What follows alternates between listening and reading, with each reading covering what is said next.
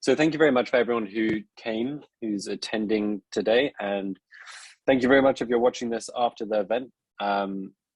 Please feel free to engage with me. So the goal of my presentation here is not for me just to lecture you, but for you to interact with me, to ask questions, to sort of validate or invalidate some of my assumptions here. So please do engage, ask me questions via the chat. It is there. I am very social. I do enjoy learning what your thoughts are. And yeah, let's crack ahead. So who am I? So my name is Daniel. I'm a growth marketing expert, although it feels very arrogant to refer to yourself by that. But essentially, I work with early stage startups and I help them grow. And I do that primarily through performance marketing in apps, SaaS, e-commerce, and crypto primarily. But we've worked with a range of different brands. Some claims to fame include I've generated over 50 million in sales over the past few years. I recently figured that 50% of people in Western speaking markets have seen my ads if the numbers are correct. And I've been fortunate to speak at some pretty cool organizations that make me feel much more important than I am.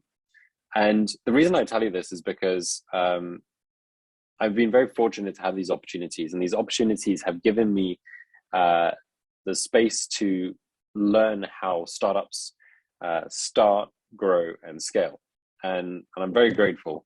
And it's a really great, it's a really great opportunity to sort of see that. And what you see is that when you work with a lot of startups, you start to identify patterns, things that they do that are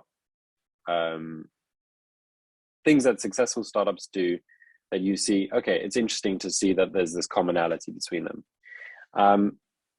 And part of that is used here in this presentation. So I've included some of the learnings I've taken from that and also from my own self. But before I get into that, I actually want to introduce a bit of a story. And this is kind of how I got into the world of startups and entrepreneurship. And in fact, I never wanted to necessarily become I never wanted to start a startup or anything like that. I actually just wanted a bicycle. That was my number one priority. And at the time, I think I was like 16 or something, and I didn't have the money for the fancy carbon fiber bicycle that I wanted. So I started washing cars, watering gardens, things like that. And I turned to sort of coming up with ideas as a way of generating more pocket money to afford this bicycle.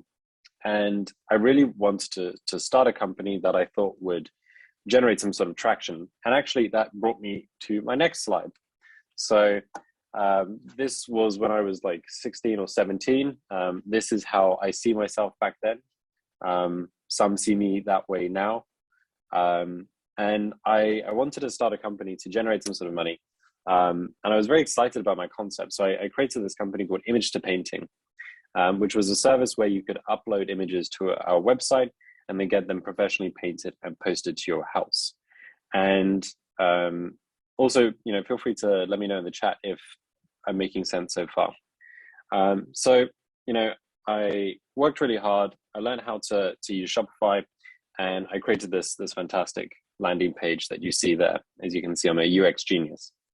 And I got to that stage and I was like, oh, this entrepreneurship stuff is easy. Sure, I haven't made any sales, but this bit makes it look, this bit seems relatively easy. So I went to the next stage and I realized that actually once you have a website, you need to actually get customers, and that process isn't necessarily terribly easy. So there I was watching the garden, thinking to myself, what can I do to actually generate these sales? And at the time, I had a bunch of different ideas. I wanted to run ads. I wanted to do SEO. I wanted to go knock on door to door and try and sell the product.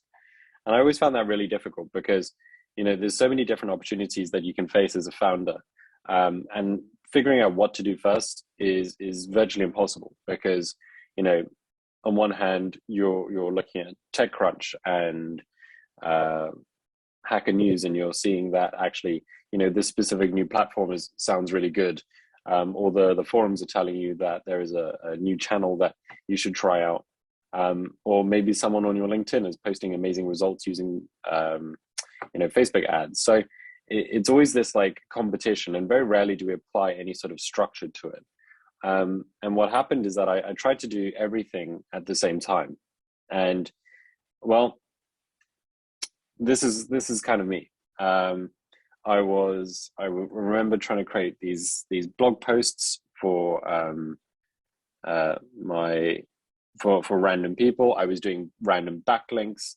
I was trying to post on Facebook, on Twitter, on MySpace, on Bebo back in the day.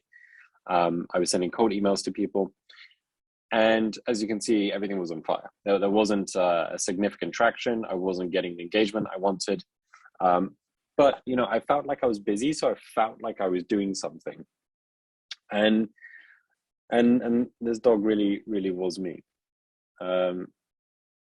So I was, after a year hustling, working super hard, I was very pleased to announce that I managed to generate a grand total revenue of £120. And that was one painting from my uncle, who bought it for me as a pity Christmas present, I think, at the time. So my activities weren't working very well. Everyone with me so far?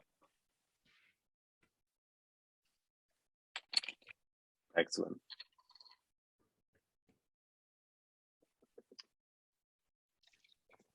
Cool. It's 2 a.m. where I am as well. So if I happen to just like go randomly off track, please let me know. Sweet. So after this grand total of £120, from a whole year's hard work, I was rolling in it. And I realized that something needed to change because this wasn't sustainable. There was a few problems that I had, and I wasn't really sure what to address first because at the time, I didn't really even have an introduction to the startup community that exists now. But there's three main problems that I had. One was we weren't generating any revenue, but I didn't even know which channel to focus on. Number two is, at the time, I didn't really understand analytics well at all. And we were generating traffic, but I didn't really know where that traffic was ultimately coming from. A lot of it wasn't direct. A lot of it was sort of indirect. A lot of it was using sort of referral programs. A lot of it was affiliate programs as well. So I didn't know where people were coming from, how far on the user journey they were going. And also, that resulted in me thinking to myself, like, what should I focus on? Should I focus on paid acquisition? Should I just continue working harder? Should I work longer? It wasn't very sustainable, and it resulted in this sort of franticness where I was just sort of experimenting with channels upon channels. And it was less this sort of like, structured, clean engineering approach, and it was much more of a dumpster fire, as much as I hate to admit it. So what I realized is that there was a few things I needed to focus on here. One was I needed some sort of process that would allow me to go from A to B, because at the time it was basically a to-do list, and I was just creating campaign. There was no experimentation. There was no tracking. I didn't really know what result I actually wanted to achieve, and there wasn't a strategic approach. Now, over time, I developed a few philosophies in terms of growth marketing, and there was a few fundamentals that I rely on every day, and they are rely on numbers, which is a fancy way of saying try to focus on the data as opposed to what you want to see happening. Number two is try new things, because you don't know what's going to work unless you try it. And number three, it's just measuring the progress. So who was that? It was John Wanamaker, the American retail store owner, who said something along the lines of like 50, was it him that said 50% of the marketing activities I do work? I forgot the exact quote, but essentially everything needs to be tracked and measured, because if you don't know what the progress is going to be, and you don't know whether or not that was sort of a right or wrong decision. Everyone with me so far? Well, if anyone has any questions, let me know. So based off this process, I essentially came up with this hyper advanced very analytical process where I come up with a bunch of ideas. I then see if they work. Hello? See if they work, and if they do, then we scale them. And if they don't, we don't scale them. And then we repeat that process. And hopefully, if we continue it, we make some money. So everyone understand this? Shouldn't be too difficult. So to answer that, to basically develop this process, I came up with this sheet. This Google Sheet is a template that everyone can have access to, and you can download it yourself. And this is what I used to test out everything. So using the sheet allows us to apply the sort of experimentation approach. It allows us to measure stuff. It allows us to populate, different marketing ideas. Yep, that's a really good question. Charmaine said, how do you know it's working? Usually there's so many aspects that can make the outcome subjective. And I'll answer that in more depth shortly, but that's a very good point. So using the sheet, we can look at the channel name description, we can prioritize it, and then we can implement it. And I'll share this with you, I think, after the call. I'm not quite sure how that bit works.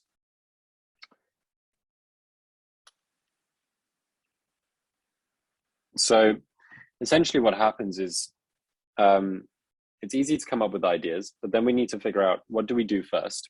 How do we actually test these ideas to see if they're like scalable, predictable, and repeatable? Essentially, are they valid marketing campaigns, or are they just, we need to validate or invalidate that they're going to work, that we've got product market fit, or at least messaging market fit in these campaigns.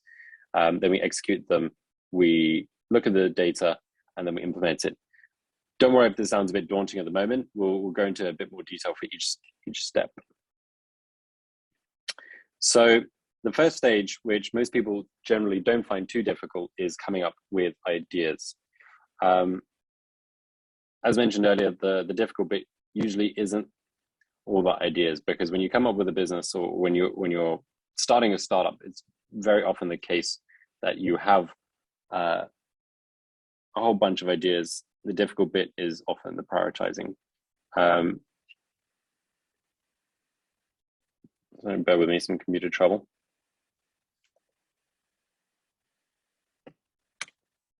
So I discovered this fantastic prioritization system. I think it was originally created by Dave McClure, but I can't remember exactly.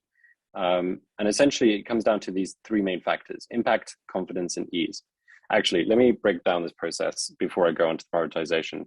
So let me explain the sheet in a bit more detail. For the brainstorm, what we need to do here is come up with a bunch of the ideas. So the ideas that you already have, what I always recommend is add them to the sheet, regardless if you think they're going to be realistic or not. What I always recommend as well is that speak to the people who are generally more customer facing, or who've had the most experience with customers, because they generally have sort of the best ideas. And as a consultant, when I'm working with a team, I'll get everyone into a room. And if you just ask everyone for ideas, it can be quite daunting. So I try to come up with particularly dumb ideas. So one idea I often come up with is, imagine we had a blimp, right? And we could stick our brand on a blimp and stick it over our favorite city. And as soon as I come up with that, most people tend to find themselves like, okay, my idea doesn't sound quite as dumb. And they feel a lot more comfortable sharing. And the goal here is just to get volume. It's not necessarily even about quality. So we don't want to criticize or complain about anyone's idea. And what we try and do here is focus on these main areas. So channel, which channel is this idea focusing on? And this just allows us to categorize the ideas a little bit, depending on what type of business we have and what our goal is. Next, we have the name, so the most basic version, then description and subtasks. So these ideas were actually generated a few years ago for an app that I used to run called EQ, which was a mental health app. Our consumers were B2C, and they were generally young people. So I added a bunch of different ideas at the beginning. Google UAC is Universal App Campaign, so Google paid ad campaigns. We have Facebook ads. So I just added a whole bunch of ideas. And my goal here was that if you just read the description and the subtask, you would understand what was going on without me having to explain it. And that ensured that I thought about the process as well. Because if I just wrote down an idea, I wanted to think about it from other people's perspective. What would they see or think about when looking at this idea? And that helps you sort of internally validate or invalidate it before sort of adding it to the sheet. Once we've got a bunch of these ideas and we've filled this out, our next goal is to prioritize. So as I was mentioning earlier, the way that I prioritize these is through these three main factors: impact, confidence, and ease. It's fairly self-explanatory. Impact is, if this works, how significant will the positive impact be towards our goal? So for example, I chose for Facebook and Google ads as a 4 out of 4. I generally stick with, I go up to numbers up to 4 because any more than that tends to get the calculations a bit confusing and overly complicated. And I stuck that as a 4 because I've a lot of experience in these, and I felt that with our customer persona, there was a high likelihood of significant impact, which also then meant that my confidence was high. So we had 4 and then 4. And then because I've done these campaigns a lot, I was very used to it. So all of them were 4. Once we've tallied the impact, confidence, and ease for each of the different activities, we then prioritize it based on the highest at the top and the lowest at the bottom. And it's a very rudimentary way, but it is an effective way of briefly prioritizing ideas. And very often it can be a bit frustrating because you might find that, certain ideas aren't necessarily where you want them. But the goal here isn't necessarily to get a very specific scientific approach, but once we've got the prioritization, our next step is to test or to develop the tests. So does everyone understand the ICE method so far?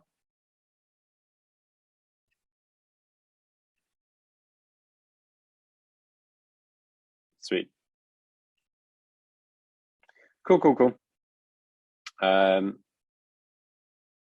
So once we've come up with ideas and we've roughly prioritized them, the next stage is to develop a test.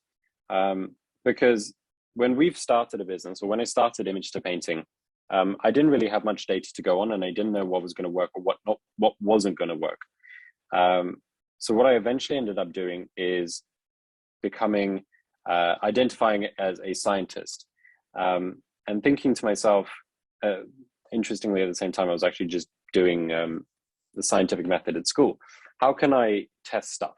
Because I don't have money to run a big campaign, or I don't have the money to lose on a big campaign. So I want to test something small, see if it works, and if it does, I can then scale that.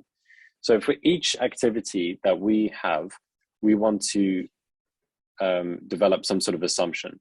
So for example, if we go to the Google UAC, we might have, our assumption might be something along the lines of, we believe that Google UAC, if we spend £100, we'll generate 100 downloads. And then that allows us to test with a smaller amount to validate or invalidate whether or not we're on the right path. And there's multiple ways you can do this. You can either use a separate hypothesis template, which you can see here. And actually, as I read it, it's slightly incorrect. And this is a more advanced way of doing it. It allows you to think about the data in a bit more detail. Or what most people do is create a new section on the template itself. Yeah. And what you can do is, for each one of these activities, you can develop a hypothesis. So you can say, for this, I believe X will happen. And then you perform it, and you can then start to build this picture up of whether or not something works. Cool. Everyone with me on the testing phase so far? Any questions?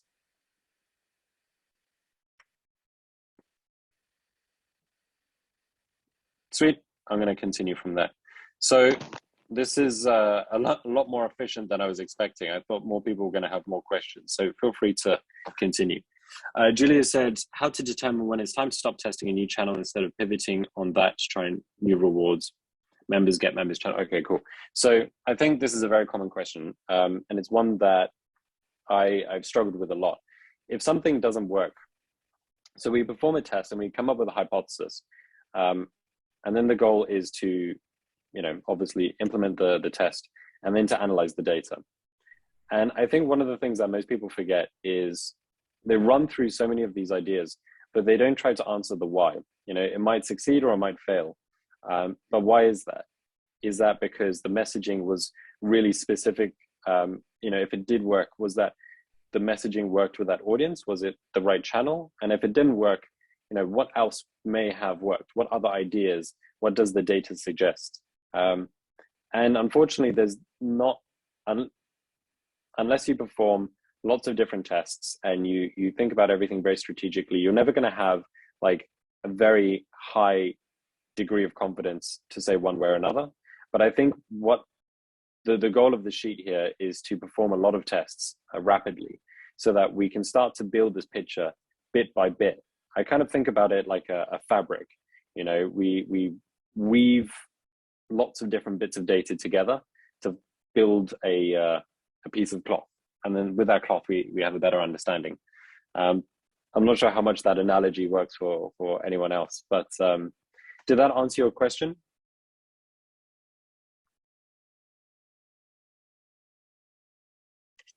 Sweet. So we're coming to the end of this, so feel free to let me know if you have any other areas that you want to focus on. But essentially, once we've developed the test, the stage after that is to perform the test. Then we look at the data to see whether or not that worked. If it did, fantastic. If it didn't, fantastic. We just need to figure out why. Once we've developed that, we then progress to the next stage, which is systemization. And this is I think this is one of the most ignored bit, and I think it's difficult because we always have so many different activities that we're trying to do that we struggle to actually use the data. So what I tried to do there is assemble all of these tests in a unified format. So you can do this in a Google Sheet, you can do this in a Notion, which is what I use, or you can, whatever your startup uses. And what I think is really valuable about that is every time a new employee comes on, they can look through all the experiments you've performed and they can start to develop a picture much quicker than I think is usually available if someone just has to sort of go through the existing data. But I really recommend that people start to use this and build it up and develop a bigger picture of what works and what doesn't. I feel like that was a speed run. That was the least amount of questions that I think I've ever been asked. But yeah, that's essentially the process. It'd be good to learn a bit more about sort of the specific struggles and challenges people are facing, because you got me for half an hour here. Demetrius, are you using one tool to measure your analytic results from each of the experiments? Okay, so depending on the specific experiment, depends on the tool that we use. If it's like a conventional marketing channel, we generally find that something like Google Analytics is going to be appropriate if it's a web-based application. If it's a mobile app, then there are additional issues because of just mobile analytics and tracking users to apps. But yeah, generally it's Google Apps, Google Analytics. The one thing that we also want to think about though is the value. So if we're performing an experiment and we don't just necessarily want to track top of the funnel KPIs, such as like, website traffic, we also want to track value. So if we're an e-commerce store and we're performing multiple campaigns, we might want to use something like Mixpanel to also look at the value of that experiment. Does that make sense? So basically, we don't just want to look at how many people engage with that specific campaign, but how many valuable customers did we actually get from those experiments?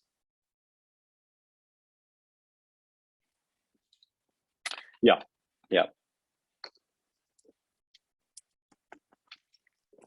Demetrius said, yes, top of funnel and downstream analytics. Sweet.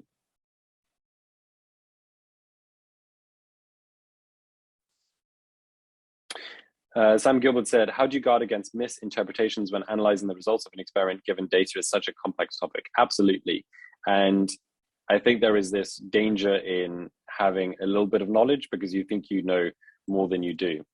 And I think my recommendation in this case is you can develop this system to be as sophisticated and as advanced as you want. And there is, like, you know, with certain clients, we have proper experimentation processes depending on their requirements. What I recommend is adapt it to sort of your level of knowledge. And I think keep it simple. The goal is momentum.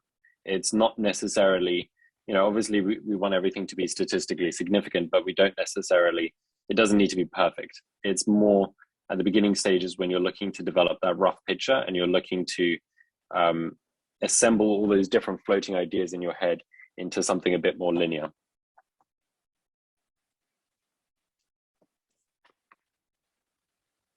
When testing a new idea, what should be the process to determine a minimum success criteria? Oh man, that's a great question. That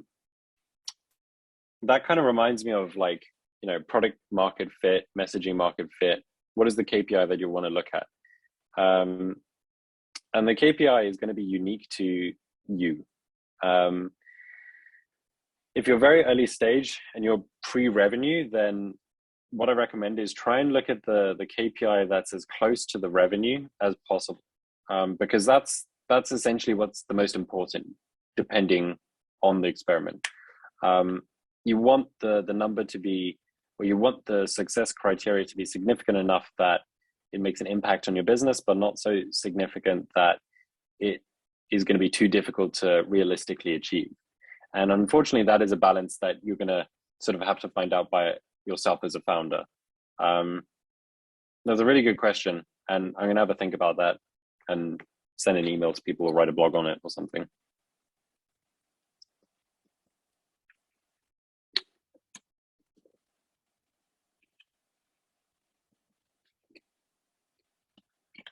Cool.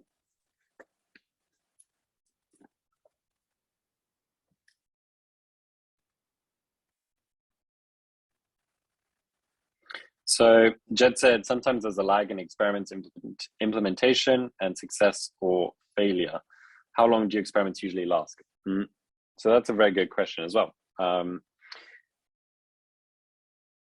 The goal of this is more for immediate impact. So we're looking at data that happens generally live or like within 24 hours.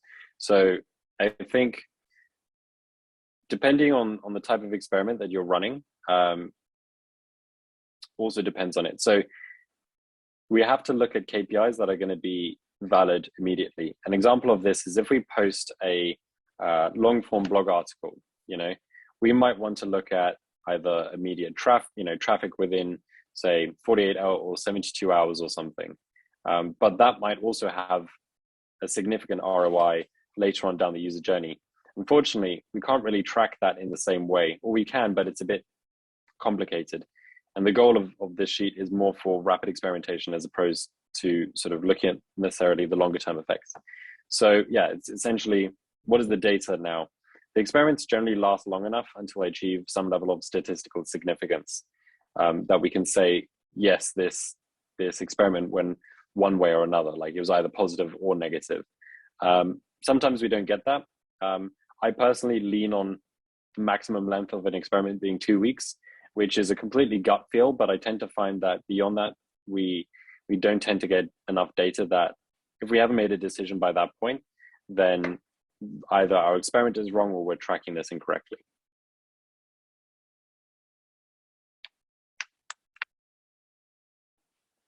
Awesome. Sweet, sweet, sweet. Is anyone else using ICE in their like marketing or product development?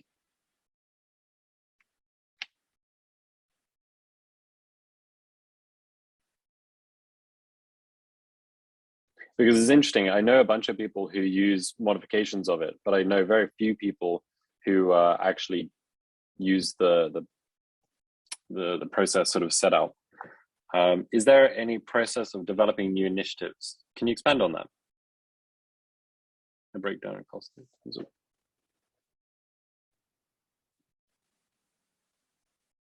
I've really been relying on impact and thinking about what does impact mean for my clients, because obviously everyone knows the 80-20 rule, but I think when I've been looking at the deliverables and channels that we've ran for our clients, I realized like how many of them,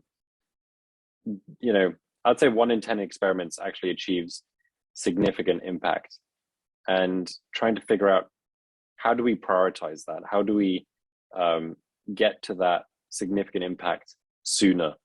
And that's essentially the goal of the sheet and the process. But yeah, if anyone has suggestions on how to do that quicker, let me know. What about marketing ideas that are more brand related? So that's a very good question as well. I think in terms of brand related experiments, it's sometimes difficult to quantify them quickly. The closest I would say we generally come to in terms of doing brand related experiments is like A/B testing on different platforms. So we might come up with multiple different sort of brand personalities for different startups. And if we're not sure what works, we'll do that, some sort of message testing through Facebook to see which one gets the highest engagement. That's actually something we're doing increasingly often. We find that it's a great way of like just exposing the brand to a lot of people very quickly. It's not necessarily 100% like, sometimes the data isn't super valid because we have like other questions or we haven't targeted the right audience. But at the end of the day, they generally have a pretty big impact on like commercial goals and significant marketing goals in a startup. So I do recommend that people trial it out and do test it. But I mean, like performance related campaigns are always easier to test. So generally they do take priority. I find one thing that's that we've been doing a lot of recently is sales message testing using like GPT-3. So essentially we'll come up with 100 different ways of saying the same thing, 100 different ways of articulating the value proposition, and then just running tons of A/B tests to see which one results in higher conversions. And it's kind of wild to see the difference, because one of the things they said earlier was like always look at the numbers and measure. And every time I voice my own sort of personal opinion, I'm thinking to myself, no, this is the best copy. And then I actually realize it's not. Like 98% of people preferred this other tagline. So yeah, always test it.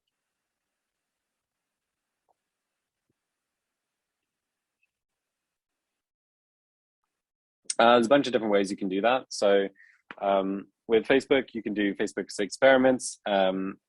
With Google, you can just create a campaign with tons of different. It depends on like the specific campaign in the audience and your industry, of course, and like a bunch of annoying factors. But what you can do is use like the headline, and you can insert different value props as different headlines, and then see which headlines result in higher click-through rates and then conversions later on. Because one of the learnings that I also got from that was it's not just about how many people click on the link, it's how many people actually like sign up or take the next stage, because it's easy to create an ad that gets a lot of engagement. It's not so easy to necessarily create one that results in high conversion rates later on.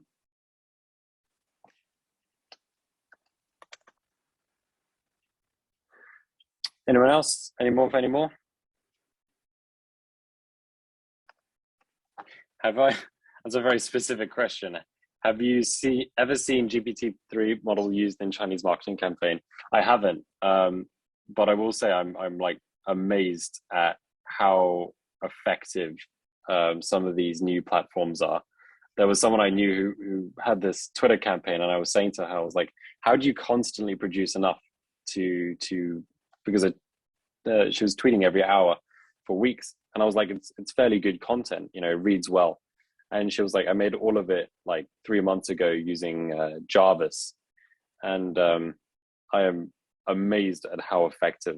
As someone who's kind of dyslexic, it is significantly better than me at writing English, which is disappointing, embarrassing, and kind of scary.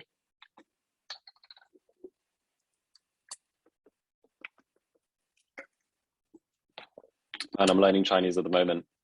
And if it's as hard as it feels, I don't think it's going to be very effective. But good luck and let us know. Cool. I mean, if anyone has any more questions, feel free. Otherwise, I'm available on the Growth Mentor Slack, and feel free to place a booking. I don't want to keep everyone if there's no other questions, but if you think of any other questions after the call, feel free to like message me. I'll be sending over a updated version of this presentation and any other resources that I think might be relevant to people.